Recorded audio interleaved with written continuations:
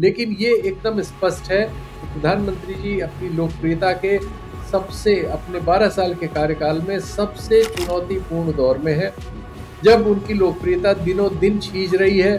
उनके अपने social media platforms पर आलोचना करने वालों की कतार लगी हुई है। एक नई दुनिया बना ली है इन लोगों ने अपने ये दुष्प्रचार के जरिए। और वही शीतल सिंह आज कह रहे हैं जो पहले ये कह रहे थे कि इसको भेद पाना असंभव लगता है, हमें कोई देख नहीं रहा है, हम सिर्फ आपस में एक दूसरे को देखकर खुश हो लेते हैं। वही शीतल सिंह आज कह रहे हैं कि मोदी जी के प्रशंसक कहाँ हैं आखिर। हर मिनट हमारे यहाँ एक अकाउंट किसी न किसी सोशल मीडिया पे ब्लॉक करने का सरकारी आदेश जारी हो रहा है आजकल। तो बहुत तेजी से ये सब काम हो रहे हैं और ये सब होंगे काम, लेकिन जो इनका प्रतिकार हो रहा है वो उससे भी ज्यादा मुझे नजर आता है। कि अपनी कुर्सी की पेटियां बांध ली हैं, मौसम बिगड़ रहा है, बिगड़ने वाला नहीं है, बिगड़ रहा है। तो क्या वाकई पैरों के नीचे से जमीन खिसक रही है, उल्टी गिनती शुरू हो गई है, या बहुत जल्दी है अभी ये सब कुछ कहना। चेंज ओवर जो हो रहा है, जो नए लोग लाए गए हैं सोशल मीडिया को हैंडल करने के लिए, साफ तौर पे एक तो ये बताता है कि ये नाकामी है जो पिछली आईटी सेल थी। लेकिन इस नई टीम के बारे में आप क्या कहते हैं? नहीं, नई टीम में प्रीति गांधी जैसी महिला है जो नाथूराम गोडसे की वकालत करते हुए बहुत सारा लिख पढ़ बोल चुकी हैं और बहुत सारे फेक न्यूज़ चलाती रही हैं। ये लोग कोई ऐसे नहीं है कि ये किसी किस्म की सुचिता लेकर आने वाले हैं। ये बल्कि और खूंखार तरीके से अपनी चीज़ों को करते हुए मिलेंगे। एक बुजुर्ग की बंगाल में मृत्यु हो गई इस तरह का स्कूलों से संबंधित एक आंदोलन करते हुए। ऐसे में ये बच्चे जिन्होंने ये युवा जिन्होंने अभी जंतर मंतर पे आंदोलन किया, वो वहां पहुंचे और आप वो पूरे दृश्य देखिए, वो वीडियोस देखिए, आपके आंसू भर जाएंगे। सांप्रदायिकता की सीमा रेखा, जाति की सीमा रेखा, क्षेत्र की सीमा रेखा और डर की सीमा रेखा, इस सबको तोड़ते हुए नजर आ रहे हैं। ये वक्त इसकी डिमांड कर रहा है। मुझे बताइए कौन सा विपक्षी नेता आपको इस तर्ज पे नजर आता है सड़क पर? नमस्कार, इस खास कार्यक्रम में आपका स्वागत है। मैं हूं आरफा खानम शेरवानी। दिमागी नक्सल, जी हां, ये एक ऐसा तीर मारा जिसको नरेंद्र मोदी और उनके सलाहकार सोच रहे थे कि ये ब्रह्मास्त्र होगा, लेकिन एक ऐसा तीर चला है कि हर तरफ उसी का निशाना दिख रहा है। यानी उनके मंत्री संतरी तमाम तरह के लोग भाजपा से जुड़े हुए और भाजपा जो ये एनडीए की पूरी सरकार है इससे जुड़े हुए सफाइयां देते घूम रहे हैं। लेकिन हमारा जो जेनजी है, इसके अलावा जेनजी ही नहीं, मिलेनियल्स भी और जेन अल्फा भी, उन सारी जनरेशन्स ने, सारी नस्लों ने मिलकर नरेंद्र मोदी की इस बात का एक मीम और रील बनाकर उनको मॉक करने के लिए एक और नया तरीका ढूंढ लिया है। लेकिन जो लोग नरेंद्र मोदी को जानते हैं और जो बीजेपी आरएसएस को जानते हैं, वो अच्छी तरह समझते हैं कि इस तरह खामोश बैठने वाले नहीं हैं नरेंद्र मोदी, उनकी पार्टी बीजेपी और आरएसएस भी। तो अगला कदम क्या हो सकता है इस सरकार का, अगला कदम क्या हो सकता है इस पॉलिटिकल पार्टी का? लेकिन चूंकि जिस तरह से हम देख रहे हैं उससे भी कहीं ज्यादा इनको मौसम का अंदाजा है कि अपनी कुर्सी की पेटियां बांध ली हैं, मौसम बिगड़ रहा है, बिगड़ने वाला नहीं है, बिगड़ रहा है।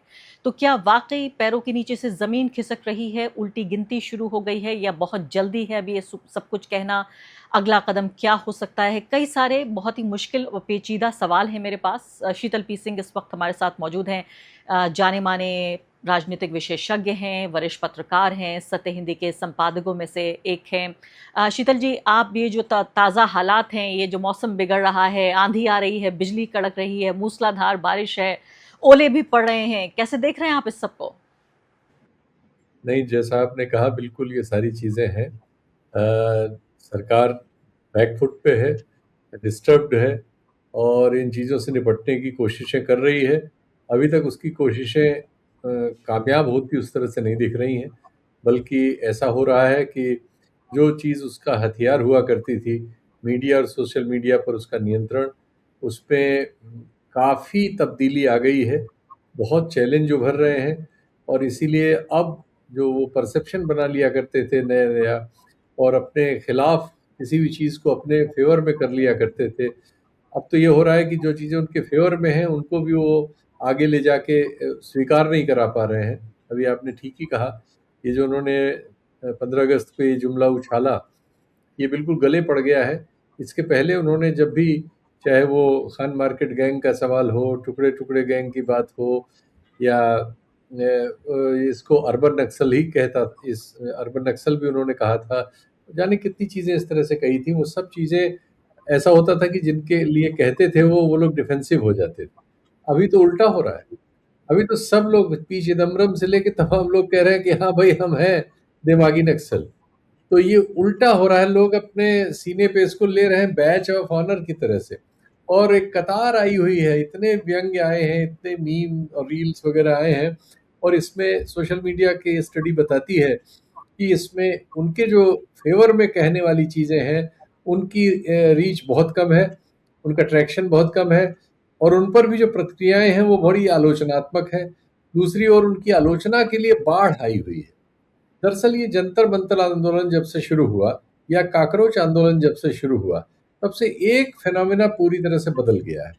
वो ये है कि सोशल मीडिया के स्ट्रक्चर में अब मोदी जी की बात चल नहीं रही है। कोई भी बात, जो भी वो फैसले कर रहे हैं, जो भी वो चीज़ें सामने रख रहे हैं, जिस तरह से वो चीज़ों को हैंडल करने की कोशिश कर रहे हैं, हर चीज़ उनके खिलाफ खड़ी हो जा रही है।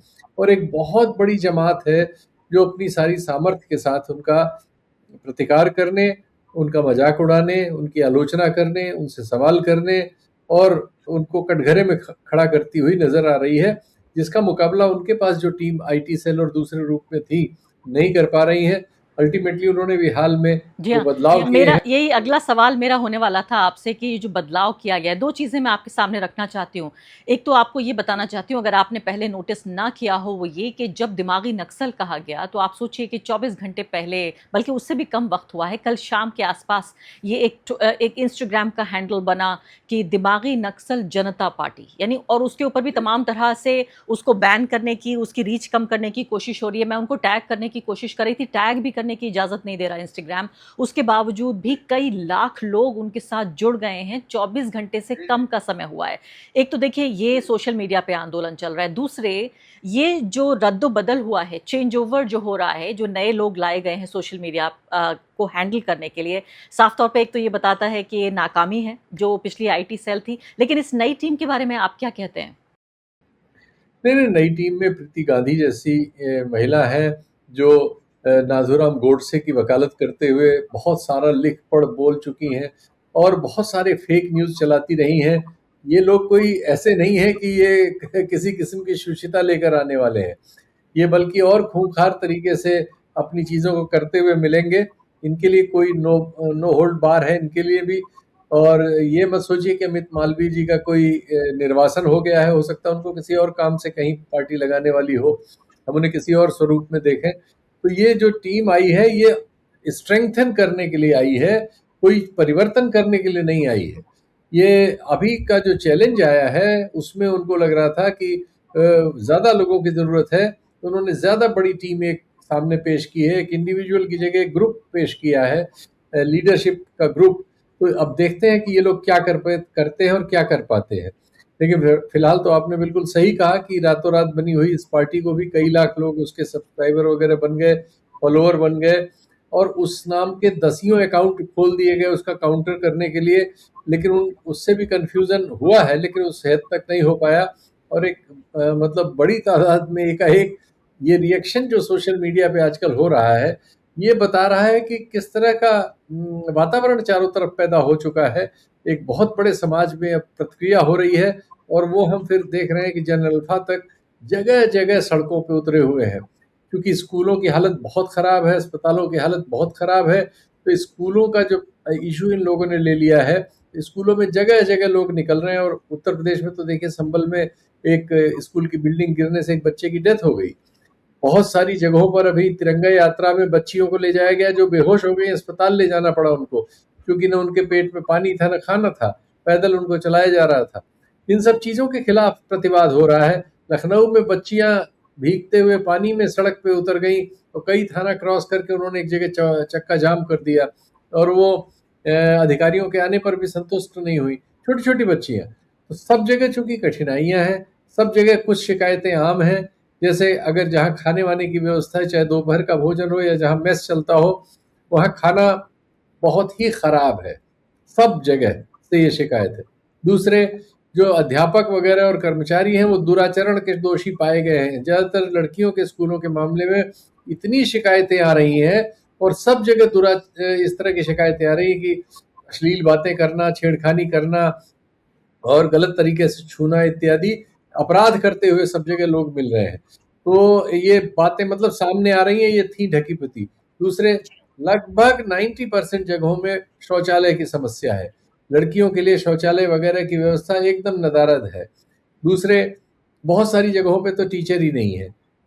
बहुत सारी जगहों पे पढ़ाई में जो टीचर हैं, वो प्रवीण लोग नहीं हैं और ढंग से अपना काम नहीं करते और इधर-उधर की चीज़ें करते रहते हैं। तो इतनी समाज में एकाएक बड़ा, आप कह सकते हैं कि कोलाहल मच गया है। वो सारी गड़बड़ियाँ जो पहले भी थीं, ऐसा नहीं है कि वो रातों-रात पैदा हुई हैं, वो थीं, वो बढ़ी हैं इस दौर में, लेकिन उनके खिलाफ प्रतिकार नहीं होता था, उनको लोगों ने एज़ इट इज़ स्वीकार कर लिया था। इधर एकाएक सब जगह से प्रतिकार की खबरें आ रही हैं। ये एक नया सचमुच में नया भारत तो अब हमें नज़र आ रहा है। इसके पहले जो कहा गया वो अजीब था, लेकिन ये ये नया भारत है जो चीज़ों को बर्दाश्त नहीं कर रहा नहीं, है शीतल जी, और इसमें ये जो हमसे वादा किया गया था जिस भारत का, वही भारत तो नहीं है। बार-बार 12 साल से नया भारत बन रहा था। अब जब नया भारत बन गया है तो मोदी जी को पसंद नहीं आ रहा है। जिस टॉयलेट का आप ज़िक्र कर रहे हैं, आप सोचिए कि एक महिला रिपोर्टर के तौर पर मेरा सबसे बड़ा नाइटमेयर ये है कि मैं बाहर रिपोर्टिंग के लिए जाऊँगी तो मुझे बाथरूम की अवेलेबिलिटी नहीं है। आप यकीन जानिए, पूरी पत्रकारिता एक तरफ और शौचालय ना होना दूसरी तरफ। ऐसा-ऐसा हुआ है मेरे साथ और मैं बहुत शर्म के साथ कह रही हूँ, एक बहुत प्राउड इंडियन हूँ, लेकिन कि 12 घंटे, 14 घंटे, एक दिन तो ऐसा भी हुआ 16 घंटे तक कोई बाथरूम अवेलेबल नहीं हुआ। तो आप सोचिए कि मैं जब रिपोर्टिंग पे जाती हूँ तो मैं पानी बहुत कम पीती हूँ, ना के बराबर पीती हूँ और अपने को पूरे तरीके से, यानी ये कोशिश करती हूँ कि बाथरूम जाने का कोई मौका ही ना मिले, मतलब यानी कोई ज़रूरत ही ना पड़े। तो ऐसे में सोचिए कि मैं गरीब से गरीब देश में गई हूँ और शीतल जी, बहुत अफ़सोस होता है कि हमारा देश अच्छी बड़ी इकोनॉमी भी है, इतने सारे हम लोग हैं और जितने लोग हैं उतने हाथ हैं, उतने दिमाग हैं, उतने सोचने वाले लोग हैं, काम करने वाले लोग हैं। आप यकीन जानिए, एकदम छोटे-छोटे, ऐसे छोटी-छोटी इकोनॉमीज़, चाहे अफ्रीका चले जाएँ, अरब चले जाएँ, वेस्ट एशिया में आप चले जाएँ, सब कुछ बाथरूम कम से कम साफ-सुथरे मिलते हैं, बेसिक इंफ्रास्ट्रक्चर बिल्कुल ठीक मिलता है। और मुझे बड़ा प्यारा लग रहा है ये नया भारत, कि वो चीज़ें जिन्हें बर्दाश्त करके हमें जीने की आदत पड़ गई थी, अब उन पर ऐतराज़ ज़ाहिर कर रहा है। मैं आपको वापस लाना चाहती हूँ और राजनीतिक सवाल पर आपसे ये, कि ये तो लक्षण के तौर पर दिख रहा है कि ये बर्दाश्त नहीं कर पा रहे हैं। और ये एक लक्षण ये भी है जिस पर हम और आप अक्सर बात करते हैं कि मीडिया ने पिछले 12 साल से इन मुद्दों पर रिपोर्टिंग नहीं की है। मैं इसमें सिर्फ नरेंद्र मोदी सरकार या एनडीए सरकार को भी मैं ज़िम्मेदार नहीं ठहराती।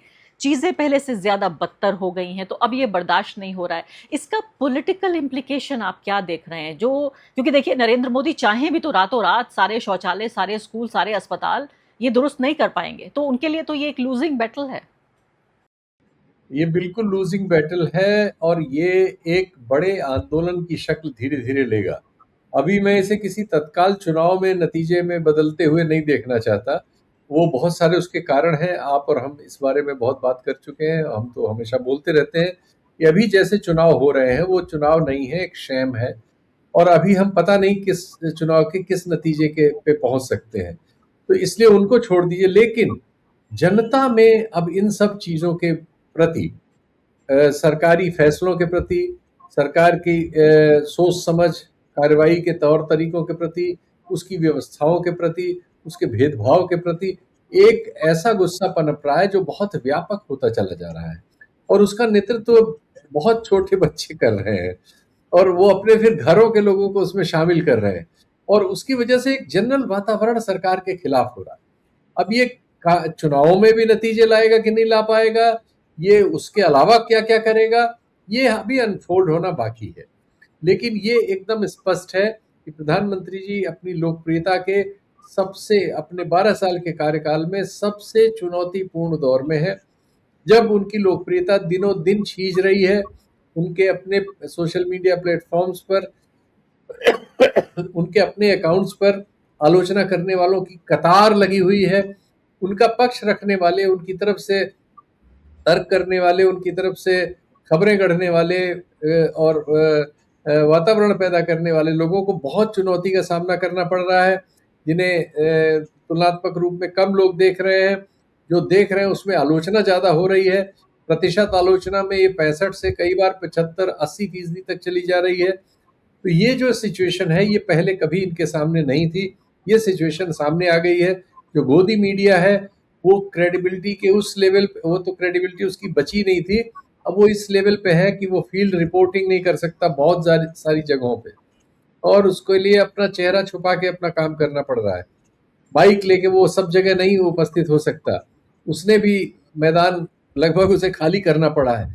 और लाखों रिपोर्टर सड़क सड़क पर, गली गली में, स्कूल स्कूल पे, आस पास इस समय इतनी खबरें डाल रहे हैं, बहुत इमेच्योर खबरें हैं, बहुत हैं, लेकिन इन जनरल सूचनाएं आ रही हैं, क्योंकि देश की सबसे इस समय जो प्रमुख एजेंसी एक प्राइवेट एजेंसी बन गई है एनआई, ये सब लोग एक तरफ हो गए थे। तो ये सब जो चीजें थी, इनका लगता है सूचना के क्षेत्र में भी भारी प्रतिकार हो रहा है, और बहुत सारे इमेच्योर हैंड्स जो है वो उसकी भरपाई कर रहे हैं, जिसमें आप कमियां ढूंढ सकते हैं, उसमें गलतियां निकाल सकते हैं, वो ठीक है, और वो ठीक हो जाए अच्छी बात है, लेकिन आप उसे अब खारिज नहीं कर सकते, उसके बिना आप रह नहीं सकते। वो चारों तरफ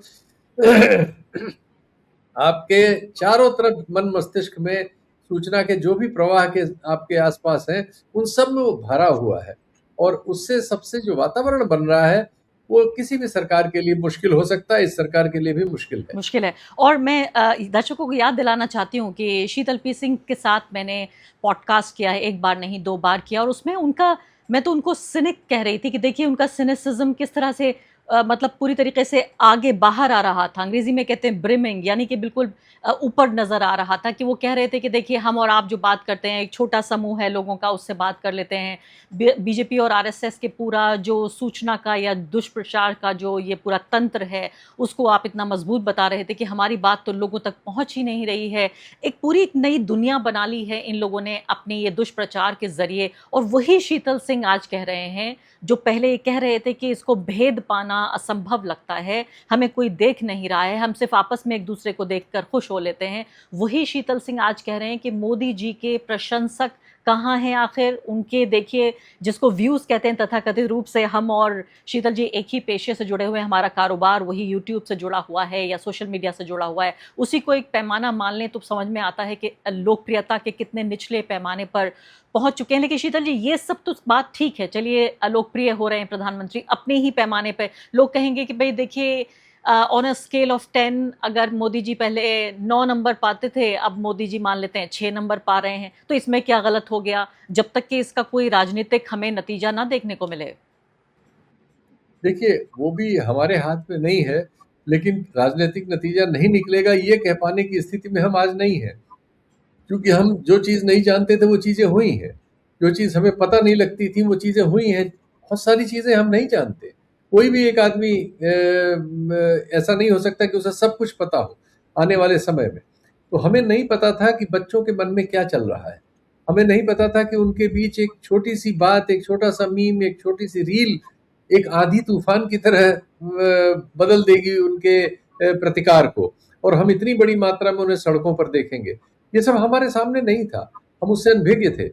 हमें उन्होंने सिखाया है, बहुत कुछ सिखाया है कि ऐसा ये जो नए टूल्स हैं, जो तकनीक के नए माध्यम है सूचना में, इन सब चीज़ों का बेहतर इस्तेमाल करते हुए वो लोग अपनी बात को उतने सारे लोगों तक ले गए, इतनी तेजी से ले गए, नए माध्यमों पे ले गए जिन पे हम लोग अभी हिचकते हुए शामिल हो रहे थे, और हम उसमें बहुत सक्रिय भी नहीं थे। तो ये नई चीज़ें घट रही हैं, और इनका प्रचार प्रसार और इनकी ताकत बहुत ज़्यादा है। अब जब सामने है तो इनको दर्ज करना हमारी मजबूरी है। हम इससे कैसे अपना हाथ छुड़ा सकते हैं। अब ये सामने हमारे सिचुएशन है जिसमें इंस्टाग्राम पर और दूसरे माध्यमों पर ये बच्चे अपने कम्युनिकेशन को एक दूसरे से करने में सफल हैं तुलनात्मक रूप में। उनको रोकने की कोशिशें भयानक तेजी से अब हो रही हैं। जैसा आपने कहा कि अभी जो नया अकाउंट बना है उसको किस तरह से रोकने की कोशिश हुई, रोकने की कोशिश कॉकरोच अकाउंट को भी हुई थी। लेकिन कम्युनिकेशन के बहुत सारे नए साधन हैं, रोज हम एक नई बात सुनते हैं। अभी वो इसके बारे में कई लोग डिटेल्स मैंने प्रोग्राम्स में देखा कि ये जो जिन्होंने ट्विटर बनाया था, उन्होंने ही जो नया ऐप बनाया है, वो उसके लिए इंटरनेट की भी जरूरत नहीं होती, वो ब्लूटूथ टू ब्लूटूथ एक दूसरे से पास करता हुआ चला जाता है।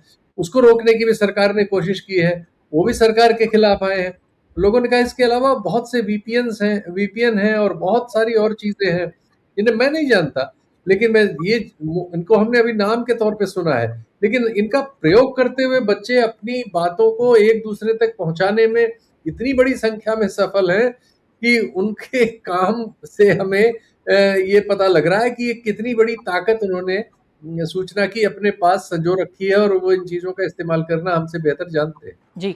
शीतल जी, इसमें आपकी जो पुराने सवाल पिछला सवाल था उसके जवाब में एक बड़ी बात आपने कही कि आपको लग रहा है कि एक बड़ा आंदोलन बन रहा है, एक बनता हुआ आपको दिख रहा है।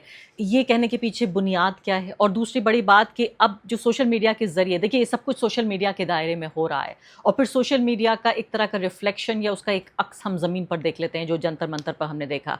चाहे उसका एक एक माशा बराबर भी लोग यानी जो करोड़ों लोग जुड़ गए थे कॉकरोच जनता पार्टी से सोशल मीडिया के ज़रिए उसमें से अगर कुछ हज़ार कुछ लाख भी आ गए सड़क पर तो वो भी बड़ी तादाद होती है। तो पहली बात तो इसकी बुनियाद आपको क्या लग रही है कि ये जो जेन ज़ी और उसके बाद जेन अल्फ़ा ने भी जोड़ लिया है अपने आप को? दूसरी बात कि ये नई जो टीम आई है ये क्या नरेंद्र मोदी की मदद कर पाएगी? इस टीम का आप कह रहे हैं कि बदलने के लिए नहीं कर रहे हैं, उसी चीज़ को ज़्यादा मज़बूत करने के लिए कर रहे हैं और आपको एक निजी तजुर्बा बताऊँ आप कि ये तमाम जो लोग जब उनकी लिस्ट देखी तो मुझे याद आया कि ये तो 12 साल में वो लोग हैं जिन्होंने मुझे इतना ट्रोल किया और मुझे मालूम है मेरी तरह की कहानियाँ बाकी पत्रकारों की होंगी, मैं सिर्फ अपनी कहानी आपके साथ शेयर कर रही हूँ कि इन लोगों ने आप ये सोचिए कि मेरा कैरेक्टर असैसिनेशन करने से लेकर मेरी पत्रकारिता, धार्मिक पहचान, महिला की पहचान, मेरे राष्ट्रवाद पे संदेह करने से लेकर इस हद तक इन्होंने परेशान किया कि कई बार सोचा कि ट्विटर छोड़ दूं और वही पूरी फहरिस्त मेरी आंखों के सामने आ गई कि ये लीजिए अब ये आपके नए आईटी सेल के कर्ता धर्ता होंगे बीजेपी के। तो वो तो आपने मेरी बात की पुष्टि कर दी, अच्छा किया। तो ये लोग वही ये स्ट्रेंथन किया है उन्होंने अपने आप को। ऐसा नहीं है कि उनकी कोई नीतिगत बदलाव उन्होंने कर लिया है और कोई अभी संत लोग आ गए हैं और वो अब वहाँ गालियाँ नहीं मिलेंगी और ट्रोल नहीं लोग किए जाएंगे, इंटिमिडेट नहीं किए जाएंगे, फेक खबरें नहीं चलेंगी, सांप्रदायिकता का इस्तेमाल नहीं होगा, ऐसा कुछ भी नहीं होगा। ये सब होगा, लेकिन उसके साथ साथ उसमें ये कोशिश होगी कि जो उनके खिलाफ हो रहा है कैसे उसकी धार भोथरी की जाए, कैसे उसे कमजोर किया जाए, क्या क्या करके उसे रोका जा सके। तो अभी एक खबर और भी आई है कि हर मिनट हमारे यहाँ एक अकाउंट किसी न किसी सोशल मीडिया पे ब्लॉक करने का सरकारी आदेश जारी हो रहा है आजकल। तो बहुत तेजी से ये सब काम हो रहे हैं और ये सब होंगे काम, लेकिन जो इनका प्रतिकार हो रहा है वो उससे भी ज्यादा मुझे नजर आता है। जैसे ही हम नेट पे जाते हैं, इंटरनेट पे किसी भी सोशल मीडिया अकाउंट को खोलते हैं, इतनी रील और इतनी इंफॉर्मेशन इतनी तरह की आने लगती है और उनमें सब में हम पाते हैं कि ज्यादातर चीजें प्रतिरोधी हैं। इस समय से सवाल करती हुई हैं, आलोचना करती हुई हैं, व्यंग करती हुई हैं, लोगों को संघर्ष के लिए आह्वान करती हुई हैं। और देखिए इतने छोटे बच्चे अगर सड़क पर आ रहे हैं, इतने युवा अगर सड़क पर आ रहे हैं, तो इन लोगों के परिजन अलूफ नहीं रह सकते। ऐसा नहीं हो सकता कि इनके सबके परिजन तो मोदी जी के साथ रहें और बच्चे विद्रोही हो जाएं। परिवारों में जरूर इनके प्रति सहमति पैदा हो रही है, तब ये ऐसा कर पा रहे हैं जैसा वो करते हुए हमें मिल रहे हैं। तो ये अगर सहमति, अगर तो नहीं, ये तो सहमति बनी रही है, ये तो बिल्कुल है। तो ये सहमति बताती है कि समाज के बड़े हिस्से में अब जैसा है उसे बर्दाश्त करने की इच्छा नहीं है और वो उसकी मुखालफत के लिए सड़क पर आने को तैयार हो गए। आप बिल्कुल दुरुस्त फरमा रहे हैं। आपको मालूम है उत्तर प्रदेश में जो बात आप कह रहे हैं उसी के सबूत के तौर पर मैं सबूत दे देती हूँ आपको कि कल जो लड़कियां सड़क पर आईं लखनऊ में और चिल्ला चिल्ला कर कह रही थी कि किस तरह से उनके स्कूलों में टीचर्स नहीं हैं। सोचिए लखनऊ में, ये कोई गांव देहात की बात नहीं हो रही है। तो वहां पर उनकी माएँ आ गई। तो पहले तो जेन ज़ी के माँ बाप सपोर्ट कर रहे थे, जेन अल्फा की माएँ आ गईं, बच्चियों को गले लगाया, उनमें कुछ बच्चियाँ रो रही थीं।